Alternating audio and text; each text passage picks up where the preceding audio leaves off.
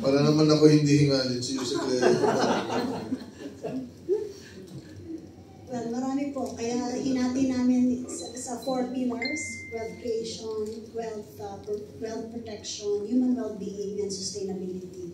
Dito po sa apat na ito makikita ninyo, iilan lang po yung nasa exhibit. So, marami pa po yan. But now is the time to harvest these technologies. Kaya po, ngayon ay ibinibigay na namin ito sa aming mga stakeholders para makita nila ano na ang naging resulta ng mga R&D na mga pinondohan po ng gobyerno para po either pick upin na nila, i-adapt na nila, makipag-collaborate sila. In fact, meron din po kami mga inimbitahan ng mga international partners para rin makita nila how we fare as an R&D institute, R&D arm dito sa Pilipinas. So, hindi po tayo nalalayo sa mga ginagawa din ng ibang bansa.